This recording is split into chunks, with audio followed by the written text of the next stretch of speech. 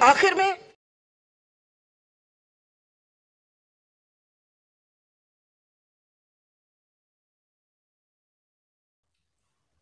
السلام علیکم ناظرین، آپ دیکھ رہے ہیں ہمارا چینل پاکستان رائٹرز ونگ۔ میں ہوں آپ کا میزبان محمد عبداللہ۔ جن دوستوں نے ابھی تک ہمارا چینل سبسکرائب نہیں کیا وہ اس کو سبسکرائب کر لیں اور بیل آئیکن کا بٹن پریس کر دیں تاکہ ہماری ویڈیوز آپ تک بآسانی پہنچتی رہیں۔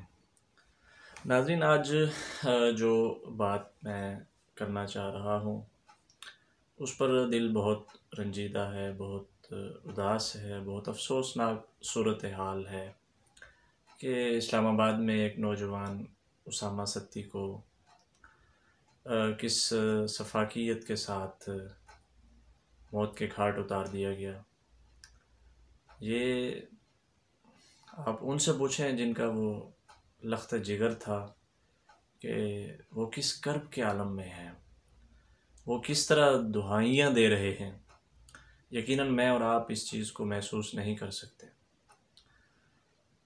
ان کے لیے بھی بہت سارے وعدے ہوئے لیکن تاحال ایسی کوئی عمل درآمد کی صورتحال نظر نہیں آ رہی، جو کہ افسوسناک ہے۔ یہ بات بھی درست ہے، روکنا نہ روکنا، لیکن شواہد کیا ہیں، معاملات کیا ہیں، یہ سوال بہرحال اپنی جگہ قائم ہے کہ اگر ایک بندہ ناکے پر نہیں رکتا تو پھر اس کو کیسے جو ہے نا فرنٹ سے اس کو موت کے گھاٹ اتارا جاتا ہے ایک بے دردانہ انداز کے اندر۔ ایک طرف یہ افسوسناک صورتحال ہے، ہم مطالبہ کرتے ہیں، پرامن مطالبہ ہے صرف ہر ایک ذی شعور شہری کا کہ جو ہے نا اس کے قاتلوں کو گرفتار کر کے کیفر کردار تک پہنچایا جائے۔ دوسری جانب ایک کوئٹہ کے قریب بلوچستان کے اندر درمچ جو سرحدی علاقہ ہے، ایک جگہ ہے، اس میں کس طرح 11 کے قریب گیارہ افراد کو موت کے گھاٹ اتارا گیا۔ یہ بہت افسوسناک ہے۔ دیکھیں، ملک دشمن عناصر اس میں ضرور ملوث ہیں، جو کہ ملک میں ایک بار پھر فرقہ واریت اور فرقہ وارانہ تشدد، فرقہ وارانہ لہر کو، اس تصادم کو غلباً لانا چاہنے کے منفی عزائم رکھتے ہیں۔ انشاءاللہ ہمارے اداروں نے ان کو پہلے بھی ناکام کیا ہے، اب بھی ملک دشمن عناصر کو ناکامی کا سامنا ہوگا۔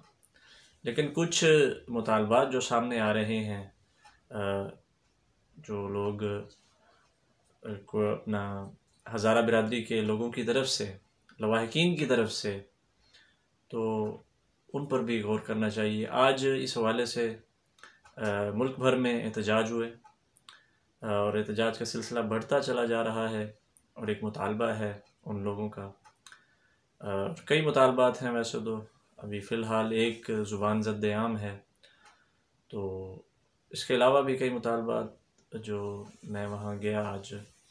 آئیے اس گفتگو کو سنتے ہیں، آپ گفتگو سنیں جو فقہ جعفریہ کے وہاں ذمہ داران موجود تھے، میری ان سے ملاقات ہوئی۔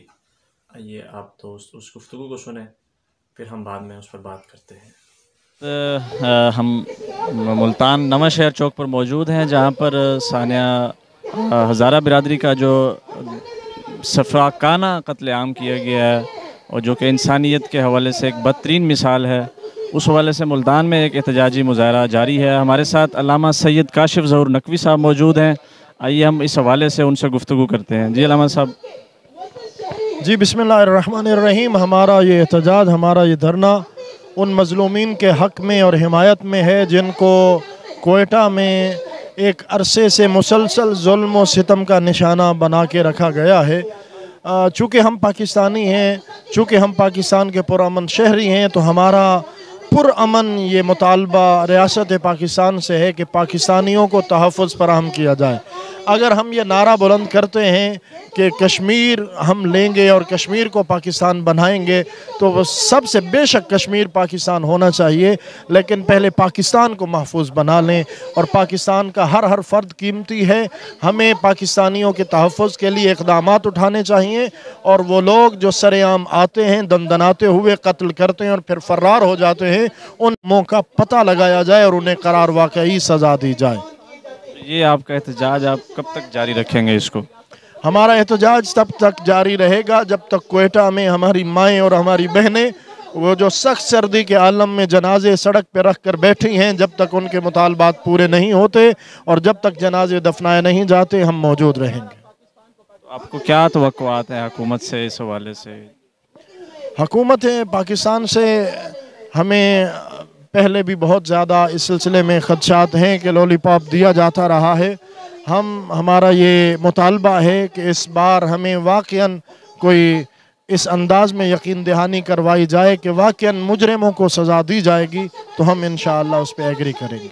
बहुत शुक्रिया अल्लामा काशिफ ज़ोहर नकवी साहब। यकीनन ये बजा फरमा रहे हैं कि देखें, एक बेदर्दी के साथ इंसानियत का कत्लेआम किया जाता है, जो कि इंतहाई काबिल मज़म्मत है। हम उसकी पुरज़ोर मज़म्मत करते हैं अपने प्लेटफॉर्म से भी, और हमारा भी एक पुरअमन मुतालबा है जो कि हर शहरी का, हर पाकिस्तानी का है कि ये जो भी कातिल दंदनाते फिरते हैं आज़ादी के साथ, उनको जो है ना उनके करार वाक़ई सज़ा देकर उनके अंजाम तक पहुँचाया जाए। जी नाज़रीन, आपने अल्लामा काशिफ ज़ोहर नकवी साहब की गुफ्तगू सुनी। वहाँ दीगर रहनुमा भी मौजूद थे। इसी तरह सकलैन भाई हैं, वो मौजूद थे। बशारत अब्बास साहब मौजूद थे। जनाब इक़्तिदार नकवी साहब भी वहाँ मौजूद थे। मेरी मुलाकात हुई उन सब से। ये वाक़ई अफसोसनाक अमर है। उनके जायज़ मुतालबात को तस्लीम किया जाना चाहिए और इंसाफ जो है ना वो होता हुआ दिखाई देना चाहिए। और इसी तरह उसामा सती के हवाले से भी कुछ दोस्तों ने सोशल मीडिया पर ट्रेंड चलाया है, आज ट्विटर पर स्पेशली, कि उसामा सती को इंसाफ दो। तो ये काबिल गौर बातें हैं। बच्चा वहाँ मुजाहरे में मैंने देखा शरीक था। ख़वातीन की एक बड़ी तादाद थी। और इसी तरह हम टीवी पर देख रहे हैं कि वहाँ लवाहिकीन में ख़वातीन वहाँ साथ मौजूद हैं, बच्चे मौजूद हैं। तो आखिर वो कोई ऐसे मौजूद नहीं हैं। बाकी बातें बाद में आती हैं, बिल्कुल कुछ और अनासिर चीज़ें शामिल रहती हैं। कुछ इख्तलाफी पहलू भी हो सकते हैं। ताहम किसी इंसान का कत्ल, एक इंसान का कत्ल पूरी इंसानियत का कत्ल है। इन चीज़ों पर गौर करने की ज़रूरत है। अल्लाह करे यहाँ इंसाफ का बोलबाला हो और ज़रूर इंसाफ होता हुआ दिखाई दे, और हमारे इदारे इसमें कामयाबी हासिल करें, जो हमेशा तगोदो करते हैं, मेहनत करते हैं और हमेशा मुल्क को तख़रीबकारी से, इन तख़रीबकारी के ख़ात्मे के लिए भी, तख़रीबकारी से पाक करने के लिए भी हमारे इदारों ने, अफ़वाज पाकिस्तान ने हमेशा मुअस्सर, बर वक्त और मज़बूत किरदार अदा किया है। अब भी इंशाअल्लाह ऐसा होगा। हम ज़रूर देखेंगे कि साने हज़ारा के कातलों को उनके अंजाम तक, मंतकी अंजाम तक पहुँचाया जाएगा। इसी तरह ये जो सानिया है इस्लामाबाद वाला, इस हवाले से भी हमें अच्छी तवक्कुआत रखनी चाहिए कि इंसाफ का बोलबाला हो, ताकि आइंदा इस तरह के वाक़यात ना हो।